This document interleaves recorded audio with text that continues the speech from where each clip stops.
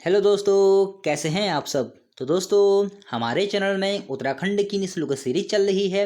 और दोस्तों, उत्तराखंड के कोर्स के साथ साथ उत्तराखंड करंट अफेयर की भी हमारी एक सीरीज चल रही है, जिसमें कि आपको हर माह का करंट अफेयर कवर करवाया जाता है।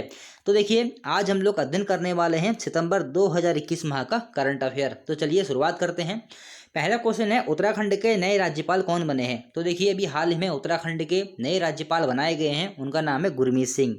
ये उत्तराखंड के 8वें राज्यपाल होंगे। कभी कभी दोस्तों ऐसे क्वेश्चन बन जाते हैं कि गुरमीत सिंह उत्तराखंड के किस नंबर के राज्यपाल बने हैं। तो ये बने हैं 8वें नंबर के राज्यपाल। बेबी रानी मौर्य की जगह ये उत्तराखंड के नए राज्यपाल बने हैं। उसके बाद देखिए, अगला क्वेश्चन है, भारत की सबसे बड़ी ओपन एयर फर्नेरी कहाँ पर विकसित की गई है। तो ये रानीखेत में विकसित की गई है। रानीखेत कहाँ पर है? अल्मोड़ा में।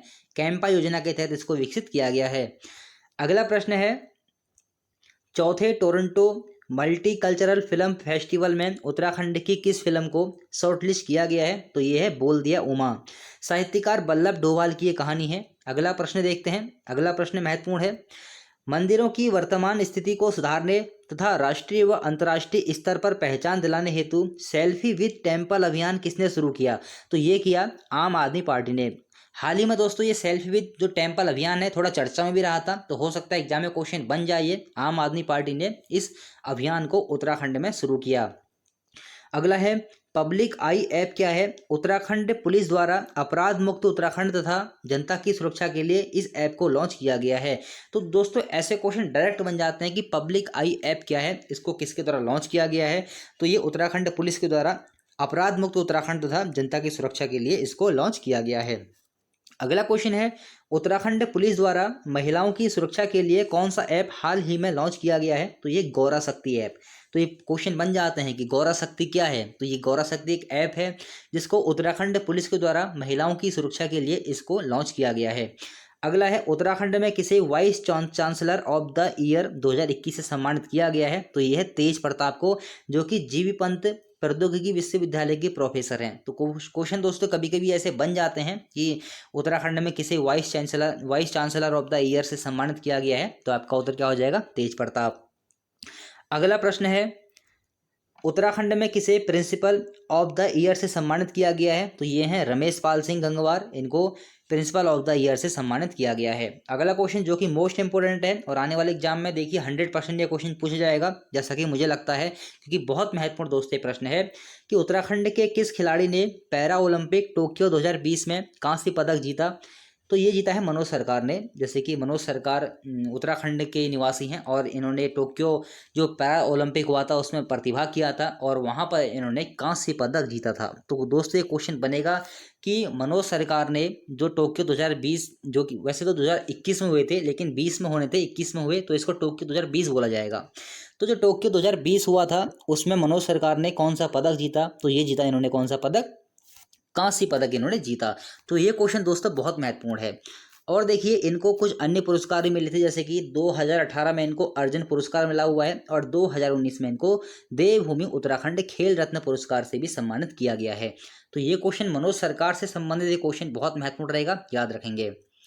अगला क्वेश्चन, हाल ही में सेब की उत्पादकता को बढ़ाने हेतु अंतर्राष्ट्रीय सेब महोत्सव का आयोजन कहाँ किया गया। तो ये देहरादून में किया गया। 24 से 26 सितंबर में देहरादून में इसको आयोजित किया गया था।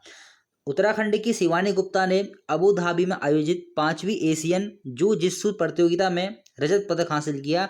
ये उत्तराखंड में कहाँ की रहने वाली हैं? तो ऋषिकेश की रहने वाली हैं। तो दोस्तों ऐसे क्वेश्चन कभी कभी बन जाते हैं, जैसे कि आपसे डायरेक्ट क्वेश्चन बन जाएगा कि 5वीं एशियन जू जित्सु प्रतियोगिता में उत्तराखंड से किसने रजत पदक हासिल किया। तो आपका उत्तर क्या हो जाएगा? ऋषिकेश की शिवानी गुप्ता ने। चलिए ठीक है। उसके बाद देखिए, अगला क्वेश्चन है, छठे देहरादून इंटरनेशनल फिल्म फेस्टिवल में मोस्ट प्रॉमिसिंग एक्टर अवार्ड से किसे सम्मानित किया गया। तो आदित्य सील को सम्मानित किया गया है। अगला है, उत्तराखंड में छात्र छात्राओं को ऑनलाइन शिक्षा से जोड़ने के लिए किस चैनल को प्रारंभ किया गया है। तो ये क्वेश्चन दोस्तों बहुत महत्वपूर्ण है। ज्ञानवाणी चैनल को शुरू किया गया है या लॉन्च किया गया है, हम लोग कह सकते हैं। किस चीज़ की मतलब ये चैनल किससे संबंधित रहेगा? छात्र छात्राओं को ऑनलाइन शिक्षा से जोड़ने के लिए। तो ये क्वेश्चन महत्वपूर्ण रहेगा। वैसे भी वर्तमान में ऑनलाइन का काफ़ी जोर चल रहा है, तो ऐसे क्वेश्चन जो डिजिटल वाले जो क्वेश्चन बनते हैं ये महत्वपूर्ण रहते हैं परीक्षाओं के लिए। फिर देख लेते हैं कुछ दिवस जो कि सितंबर माह में बहुत सारे हमारे दिवस पड़ते हैं, जहाँ से एग्जाम में दोस्तों क्वेश्चन बनते हैं। जैसे कि राज्य हिमालय दिवस आता है 9 सितंबर को, ये क्वेश्चन कई बार एग्जाम में बन चुका है। राज्य हिमालय दिवस कब रहेगा? 9 सितंबर को। उत्तराखंड गौरव दिवस 10 सितंबर को। गोविंद बल्लभ पंत, इसको थोड़ा सही कर लेंगे, गोविंद बल्लभ पंत, लिखने में थोड़ा मिस्टेक हो गया, कोई दिक्कत नहीं है। तो गोविंद बल्लभ पंत जी के जन्म दिवस पर उत्तराखंड गौरव दिवस प्रत्येक वर्ष 10 सितंबर को मनाया जाता है। अगला है उत्तराखंड जागर संरक्षण दिवस कब होगा? 17 सितंबर को। जागर सम्राट प्रीतम भरतवाड़ के जन्म दिवस के अवसर पर यह दिवस मनाया जाता है। ये क्वेश्चन बहुत महत्वपूर्ण है आने वाले एग्जाम के लिए। अगला है कुमाऊनी भाषा दिवस 1 सितंबर और गढ़वाली भाषा दिवस 2 सितंबर। ये क्वेश्चन बहुत महत्वपूर्ण है, आने वाले एग्जाम में आपको देखने को मिलेंगे। अगर आपसे ये पूछ ले कि कुमाऊनी भाषा दिवस और गढ़वाली भाषा दिवस कब से शुरू किए गए हैं, तो 2018 से इन दिवसों को मनाना शुरू किया गया है। कुमाऊनी भाषा दिवस 1 सितंबर और गढ़वाली भाषा दिवस 2 सितंबर। अगला प्रश्न है काला दिवस। देखिए खटीमा जो गोलीकांड हुआ था उसको काला दिवस भी कहा जाता है। तो 1 सितंबर को खटीमा गोलीकांड हुआ था, तो 1 सितंबर 1994 को। तो ये क्वेश्चन दोस्तों महत्वपूर्ण रहता है और काफ़ी बार एग्जाम में क्वेश्चन आता भी है ये कि खटीमा गोलीकांड कब हुआ था? 1 सितंबर 1994 को। मसूरी गोलीकांड कब होता है? 2 सितंबर 1994 को। यहाँ से क्वेश्चन ऐसे बनते हैं कि खटीमा गोलीकांड की शहीदों की याद में वो शहीद दिवस कब मनाया जाता है? तो 1 सितंबर को। मसूरी में जो गोलीकांड हुआ था उसमें जो व्यक्ति शहीद हुए थे उनकी याद में मसूरी में वो दिवस कब मनाया जाएगा? 2 सितंबर को। उसके बाद देखिए सल्ट दिवस। सल्ट में जैसे कि देखिए 5 सितंबर 1942 को सल्ट में क्या होता है? एक विद्रोह होता है जिसमें कुछ लोग शहीद भी हो जाते हैं आंदोलनकारी। तो 5 सितंबर को सल्ट में भी शहीद दिवस मनाया जाता है। इसको भी नोट कर लेंगे कि सल्ट में शहीद दिवस कब मनाया जाता है या सल्ट दिवस कब मनाया जाएगा? 5 सितंबर को। अगर क्वेश्चन ये पूछ ले सल्ट में जो आंदोलन हुआ था जिसमें क्रांतिकारी शहीद हो गए थे वो कब मनाया जाता, मतलब वो कब हुआ था? 5 सितंबर 1942 को। उत्तराखंड साहित्य दिवस 19 सितंबर को मनाया जाएगा हरिदत्त भट्ट की पुण्यतिथि पर। ये क्वेश्चन दोस्तों बहुत महत्वपूर्ण है, जो ये दिवस यहाँ पर लिखे हुए हैं सारे आपको याद करने हैं। उसके बाद देखिए 2021 में 15वां सूर्य किरण संयुक्त सैन्याभ्यास भारत और नेपाल के बीच कहाँ संपन्न हुआ? तो ये हुआ पिथौरागढ़ में। इंपॉर्टेंट है, 15वां संस्करण नोट कर लेंगे। कब हुआ? 2021 में। और कहाँ हुआ? पिथौरागढ़ में। किस किस के बीच में हुआ? भारत और नेपाल के बीच में। अगला है उत्तराखंड के किन उत्पादों को ज्योग्राफिकल इंडिकेशन यानी कि जीआई टैग प्रमाण पत्र मिला है? तो देखिए कुल 7 उत्पादों को ये जीआई टैग मिला है। कौन कौन से हैं? मुंशियारी राजमा, भोटिया दन, कुमाऊनी चूरा ऑयल, एपड़, थुलमा, ताम्र उत्पाद और रिंगाल क्राफ्ट। कुल 7 उत्पाद हैं जिनको कि जीआई टैग मिला है। उत्तराखंड के कृषि व उद्यान मंत्री कौन है? तो ये सुबोध उनियाल। अभी देखिए एक वीडियो में अभी आपको जल्द ही दूंगा 1 या 2 दिन में, जिसमें कि जो उत्तराखंड का मंत्रिमंडल है, जैसे कि मुख्यमंत्री हमारे वर्तमान में पुष्कर सिंह धामी हैं, तो वहाँ पर जो भी बदलाव उनके मुख्यमंत्री बनने के बाद किए गए होंगे उसकी आपको पूरी मैं डिटेल दूंगा 1 या 2 दिन के अंदर ही, क्योंकि वहाँ से दोस्तों एक ना एक क्वेश्चन जरूर बनेगा एग्जाम में। तो वो वीडियो आपके सामने जैसे कि 1 या 2 दिन में आपके पास पहुँच जाएगी। उसके बाद देखिए उत्तराखंड की किस महिला को मरणोपरांत फ्लोरेंस नाइटिंगेल अवार्ड से सम्मानित किया गया है? तो कमला थापा को सम्मानित किया गया है। अगला प्रश्न है 2020 के राष्ट्रीय सांख्यिकी कार्यालय यानी कि एनएसओ के आधार पर बेरोजगारी में उत्तराखंड का स्थान कौन सा रहा है? 9वां। ये क्वेश्चन मोस्ट इंपोर्टेंट रहेगा आने वाले एग्जाम के लिए, नोट कर लेंगे। 9वां स्थान रहेगा बेरोजगारी में, किसके सर्वेक्षण के आधार पर? राष्ट्रीय सांख्यिकी कार्यालय के आधार पर। उसके बाद देखिए 2020 के राष्ट्रीय सांख्यिकी कार्यालय एनएसओ के आधार पर महंगाई में उत्तराखंड का स्थान, ये इसमें 10वां रहेगा और बेरोजगारी में कौन सा रहेगा? 9वां रहेगा। तो ये दोनों क्वेश्चन बहुत महत्वपूर्ण रहेंगे आने वाली परीक्षाओं के लिए। उसके बाद देखिए देश के बाल वैज्ञानिकों के लिए इंस्पायर अवार्ड से किस उत्तराखंडी को सम्मानित किया गया है? तो प्रिंसी को सम्मानित किया गया है। वैसे क्वेश्चन इतना इंपॉर्टेंट है नहीं, फिर भी नोट कर लेंगे।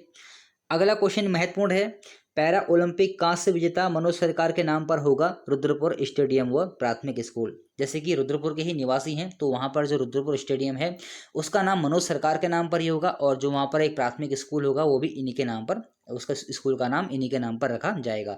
तो ये आपको ये याद रखना है कांस्य पदक इन्होंने जीता है। यहाँ से दोस्तों क्वेश्चन बनेगा एग्जाम में कि कौन सा पदक इन्होंने जीता है? कांस्य पदक। और ये क्वेश्चन बन सकता है कि मनोज सरकार किस खेल से संबंधित हैं? तो ये आपको कमेंट करके बताना है कि मनोज सरकार किस खेल से संबंधित हैं, क्योंकि ये मैं कई बार आपको बता चुका हूँ कि मनोज सरकार किस खेल से संबंधित हैं। कई बार मैंने आपको दोस्तों ये बता रखा है, तो आपको कमेंट करके बताना है कि मनोज सरकार किस खेल से संबंधित हैं। उसके बाद देखिए हाल ही में स्थापित ग्राम्य श्री विक्रय केंद्र उत्तराखंड में कहाँ स्थित है, तो ये देहरादून में है। हाल ही में इसको स्थापित किया गया है। उसके बाद देखिए गर्मियों में जंगलों को आग से बचाने के लिए राज्य में पहला फायर क्रू स्टेशन कहाँ बनाया जा रहा है, तो ये बनाया जा रहा है श्यामपुर देहरादून में। उसके बाद देखिए अगला क्वेश्चन महत्वपूर्ण है, 2021 का द्वारिका प्रसाद मालासी आवाज रत्न अवार्ड किसे दिया गया, तो ये दिया गया नरेंद्र सिंह नेगी जो कि लोक गायक हैं। यहाँ से दोस्तों क्वेश्चन ऐसे ही बन जाता है कि नरेंद्र सिंह नेगी का संबंध किससे है, तो किससे है, ये एक लोक गायक हैं, यानी कि गायकी से इनका संबंध है। अब देखिए आवाज साहित्यिक संस्था की स्थापना कब होती है, सन 2001 में होती है। कहाँ पर, इस संस्था की स्थापना कहाँ पर की गई, मुनिकीरेती टिहरी में। तो ये क्वेश्चन भी महत्वपूर्ण रहेगा, कभी कभी ऐसे क्वेश्चन आ जाते हैं।